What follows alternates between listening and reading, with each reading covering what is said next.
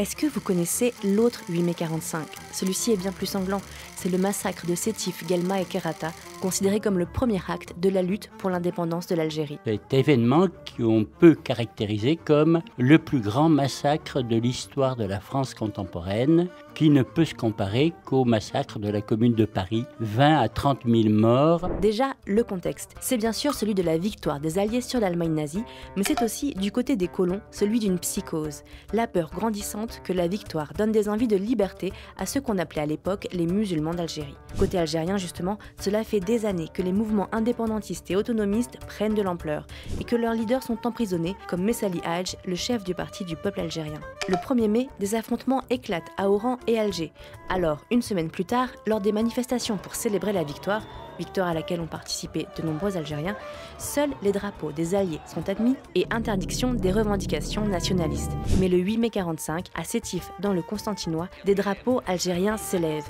Des banderoles portent des slogans indépendantistes et d'autres réclament la libération de Messali Hadj. Un jeune homme brandissant un drapeau est abattu par la police. Une fusillade éclate, tuant de nombreux Algériens, tandis que des colons sont pris pour cible.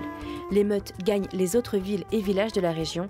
C'est un déchaînement de violence qui dure plusieurs semaines et qui est réprimé massivement. On sait qu'il y a 102 victimes européennes. Ce qu'on connaît beaucoup moins, c'est l'identité des victimes issues de la population colonisée. On sait que la répression a été extrêmement dure, qu'elle s'est effectuée sous la forme d'arrestations extrajudiciaires, d'exécutions sommaires. Plusieurs villages sont bombardés par l'armée, tandis que des milices de colons, organisées parfois directement par la police, ratissent la campagne et procèdent à des exécutions sommaires et massives. Les corps sont entassés dans des charniers, jetés par-dessus les ponts, parfois brûlés. Les preuves sont effacées, rendant impossible le décompte précis des morts côté musulman.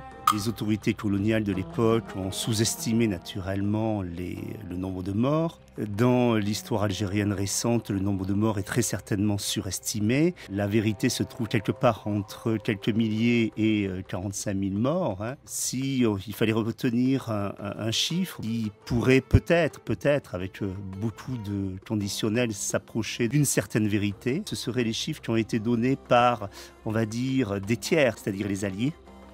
C'est-à-dire un chiffre autour de 17 000 morts. En France, en 1945, on évoque l'insurrection de criminels. On refuse longtemps d'accorder un caractère politique à ces événements. De l'autre côté de la Méditerranée, le 8 mai 1945 est revenu sur le devant de la scène depuis 1998 à l'arrivée de Bouteflika, puisqu'avant on ne pouvait même pas parler du PPA en Algérie. Oui, donc des partis qui avaient précédé le FLN. Donc on peut dire que depuis 1998, le 8 mai 1945 et de nouveau un mythe fondateur. Mais jusqu'à là, il n'existait pas. L'écrivain algérien Kateb Yassine, alors lycéen à Sétif, écrit « C'est en 1945 que mon humanitarisme fut confronté pour la première fois au plus atroce des spectacles.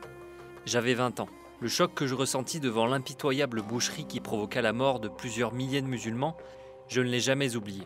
Là se cimente mon nationalisme.